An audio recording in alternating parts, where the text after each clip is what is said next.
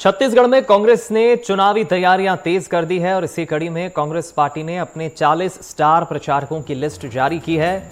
In star प्रचारकों में राहुल गांधी, मल्लिकार्जुन खड़गे, सोनिया गांधी, प्रियंका गांधी, तमाम कांग्रेस के बड़े नेताओं का नाम है। साथ ही छत्तीसगढ़ के प्रभारी सचिन पायलट, दीपक बैज, भूपेश बघेल का भी नाम है। आपको बता दें, आगामी लोकसभा चुनाव के मद्देनजर कांग्रेस ने अपने 40 स्टार प्रचारकों की लिस्ट जारी की है और ये सभी छत्तीसगढ़ की 11 सीटों के लिए कैंपेनिंग करेंगे। साथ ही कांग्रेस के प्रत्याशी के पक्ष में जनता से वोट देने की अपील भी करेंगे। कांग्रेस के कप्तान, पार्टी के राष्ट्रीय अध्यक्ष मल्लिकार्जुन खड़गे, साथ ही सोनिया गांधी और राहुल गांधी, प्रियंका गांधी सहित सचिन पायलट, भूपेश बघेल प्रदेश के पूर्व मुख्यमंत्री हैं।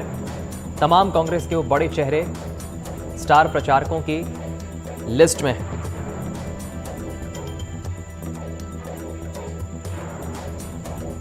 चलिए, इस खबर पर ज्यादा जानकारी लेंगे हम हमारे संवाददाता नीलेश त्रिपाठी से। हमारे साथ जुड़ गए हैं रायपुर से। नीलेश, ये स्टार प्रचारक में स्टार शब्द सुनने में तो बड़ा अच्छा लगता है, लेकिन ये जो स्टार प्रचारक कांग्रेस के हैं, इनके ऊपर अब जिम्मेदारी बढ़ गई है।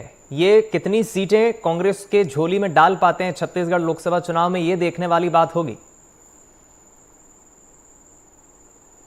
बिल्कुल, देखिए जो नाम है वो उसमें काफी बड़े बड़े नाम है कांग्रेस के लिहाज से, लेकिन जब बात होगी कंपेयरिंग की, जब बात होगी कि जब बीजेपी जो विरोधी दल है, सबसे प्रमुख विरोधी दल बीजेपी कांग्रेस, दोनों के बीच सीधा मुकाबला छत्तीसगढ़ में सभी 11 लोकसभा सीटों पर होने वाला है।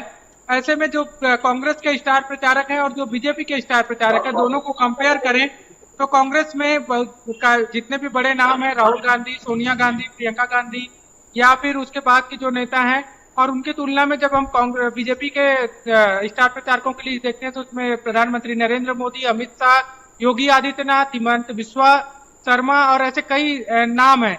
अब उन दोनों में जब कंपेयर करके जब लोग जनता के बीच जाएंगे इन लोग, तो उन लोग किस तरह से बात रख पाएंगे और किस तरह से जनता इनकी बातों पर ज्यादा भरोसा कर पाएगी, ये चुनाव में जब कैंपेनिंग होगी, जब उनका तरीका देखा जाएगा तभी समझ आएगा। लेकिन ये तय है कि जो ये नाम है वो कहीं ना कहीं, इनमें कई ऐसे नाम है जो छत्तीसगढ़ अगर आ जाए, नाम तो जरूर है स्टार कैंपेनिंग के तौर पर, लेकिन अगर छत्तीसगढ़ आ जाए, जिसमें सोनिया गांधी की बात है, अगर सोनिया गांधी की सभा हो जाती है छत्तीसगढ़ में तो स्वाभाविक सी बात है उसका एक अलग प्रभाव पड़ेगा। लेकिन पिछले कई चुनावों से देखने को मिल रहा है, चाहे वो 2018 के विधानसभा चुनाव हो, 2019 की लोकसभा चुनाव हो या फिर 2023 जो हाल ही में खत्म हुआ वो छत्तीसगढ़ में विधानसभा चुनाव हो, तो उसमें सोनिया गांधी, उनकी जो तबीयत का एक मामला है कि उनकी तबीयत खराब रहती है, उसके नाते नहीं आ पाई, तो वो भी एक बड़ा फैक्टर होगा कि जो नाम आए हैं उनमें से कितने लोग मौजूदगी दे पाएंगे, कितने लोग छत्तीसगढ़ आ पाएंगे। क्योंकि सोनिया गांधी का प्रभाव एक अलग ही है, खासकर बस्तर रीजन में जब बात होती है तो आज भी लोग इंदिरा गांधी को याद करते हैं और सोनिया गांधी की बातों को सुनना पसंद करते हैं, कई ऐसी जगह है। लेकिन सोनिया गांधी क्या आ पाएंगी प्रचार करने के लिए, ये भी एक बड़ा बात है। इसके अलावा जो नाम है वो कितना असर करेंगे वो देखने वाली बात होगी। लेकिन सबसे बड़ी चुनौती तो ये भी है कि इनमें जो टॉप लीडर हैं, जो टॉप लीडरशिप है वो छत्तीसगढ़ में वो आए भी प्रचार करने के लिए, ये भी एक बड़ी बात है। एक चीज नीलेश ये भी समझाइए, छत्तीसगढ़ कांग्रेस संगठन में इस वक्त क्या मंथन चल रहा है? क्योंकि कहीं ना कहीं भीतर खाने ये भी खबरें आई है बिलासपुर से, जैसा आपने देखा जिस प्रत्याशी को, देवेंद्र यादव को टिकट दिया है, बिलासपुर से विधायक भी हैं वो, उन्हें टिकट दिए जाने के बाद एक नेता नाराज हो जाते हैं, अनशन पर बैठ जाते हैं। जब वो बिलासपुर में पहली बार टिकट मिलने के बाद पहुंचते हैं, रैली करते हैं, तो टीएस सिंहदेव के समर्थक वहां नहीं पहुंचते हैं। ये बताता है कि कांग्रेस में फिर वही एकजुटता नहीं है। तो ये जो नाराजगी की खबरें हैं, कांग्रेस संगठन अभी इसे कैसे संभाल रहा है? और सचिन पायलट तो खुद प्रभारी हैं।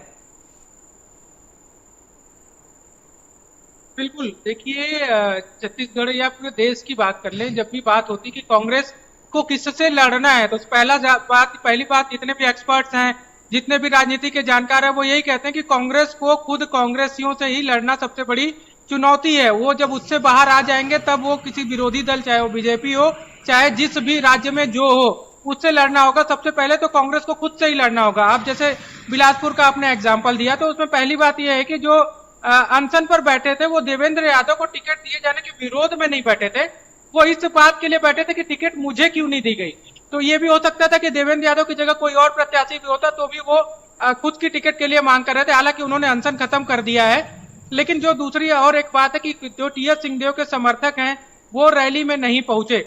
लेकिन पिछले 2-3 दिनों में अगर देवेंद्र यादव की कवायद देखी जाए बिलासपुर सीट से, वो जितने भी वरिष्ठ नेता हैं, कांग्रेस के पूर्व विधायक हैं, पूर्व सांसद हैं या पूर्व संगठन के लोग हैं, वो सबके घर जा रहे हैं वहां बिलासपुर में, उनसे मुलाकात कर रहे हैं। एक तरह से उनकी फोटो वायरल की जा रही है, वीडियो वायरल किया जा रहा है और ये दिखाने की कोशिश की जा रही है कि कांग्रेस एकजुट होकर वहां पर चुनाव लड़ रही है। हालांकि अंदर खाने कितना साथ दिया जाता है वो देखने वाली बात होगी। और ये सिर्फ बिलासपुर सीट की बात नहीं है, ये पूरे प्रदेश और पूरे एक तरह से देश में कांग्रेस को अपने ही नेताओं से जो चुनौती मिल रही है उसका सामना तो करना ही पड़ रहा है। एक चीज ये भी नीलेश मैं आपसे समझना चाहूंगा, क्योंकि खासतौर पर छत्तीसगढ़ की इन 11 सीटों को लेकर कांग्रेस ने जिस तरह से अपने प्रत्याशियों के नामों का ऐलान किया है, बीजेपी एक तरफ सभी 11 सीटों को लेकर रणनीति बना रही है, कांग्रेस ने लेकिन टुकड़े टुकड़े में कांग्रेस ने इन 11 सीटों पर अपने प्रत्याशी उतारे हैं। अभी फिलहाल ये 11 प्रत्याशी किस तरह से कैंपेनिंग कर रहे हैं?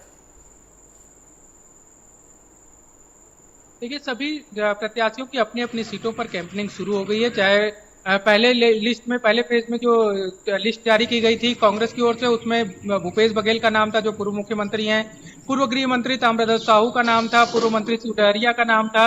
ये सारे लोग अपनी अपनी सीटों से, चाहे जांजगीर में शिव डहरिया की बात हो, चाहे महासमुंद में ताम्रध्वज साहू की बात हो, राजनांदगांव में भूपेश बघेल की बात हो, ये सारे लोग अब तब से ही अपनी जनसंपर्क शुरू कर दिए थे, तब से ही वहां पर अपनी अपनी लोकसभा क्षेत्रों में प्रचार शुरू कर दिए थे। उसके बाद जब दूसरी लिस्ट आई जिसमें कवासी लखमा की बात आई कि बस्तर से उनको लड़ाया जाएगा, कवासी लखमा भी उसी दिन रात में देर रात लिस्ट आई और उसके बाद दूसरे दिन वो बस्तर जगदलपुर पहुंच गए और जगदलपुर के बाद पूरे बस्तर लोकसभा क्षेत्र में लगातार दौरा कर रहे हैं। देवेंद्र यादव का आपने जिक्र किया ही कि उनकी जब लिस्ट में नाम है उसके बाद वो बिलासपुर से गए और उसके बाद अब पूरी तब से अब तक बिलासपुर में रोज जनसंपर्क कर रहे हैं।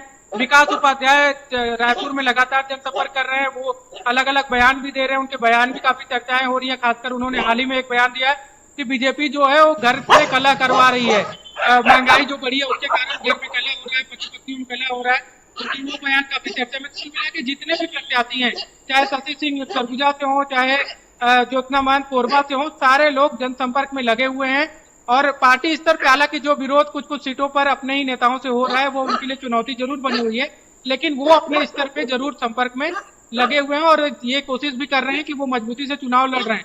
परिणाम जो भी हो वो देखने वाली बात होगी, लेकिन कांग्रेस छत्तीसगढ़ में खासकर जितनी भी सीटें हैं वहां पर मजबूती से चुनाव लड़ने। बेहद संक्षिप्त में नीलेश ये भी बता दीजिए, बस्तर में चूंकि जिस तरह से समीकरण है आदिवासी वोट बैंक को साधने की कवासी लखमा कोशिश कर रहे हैं, कितना फायदा मिलेगा कांग्रेस को? देखिए, बिल्कुल कवासी लखमा एक बस्तर के लिए नहीं, छत्तीसगढ़ के लिए पूरी तरह से नून फेस है। बस कवासी लखमा वहां का एक मजबूत प्रत्याशी और खासकर कवासी लखमा को हर लोकसभा। जी चलिए, फिलहाल समझा जा सकता है कि आदिवासी वोट बैंक को भी साधने की कोशिश कांग्रेस की रहेगी कि कवासी लखमा लीड कर रहे हैं। बहुत शुक्रिया आपका नीलेश इस बातचीत के लिए, खबर पर हमारे साथ जुड़ने के लिए। स्टार प्रचारकों की लिस्ट जारी हो चुकी है, कांग्रेस को अब कैंपेनिंग और तेज करना होगी। फिलहाल ब्रेक के लिए रुक रहे हैं।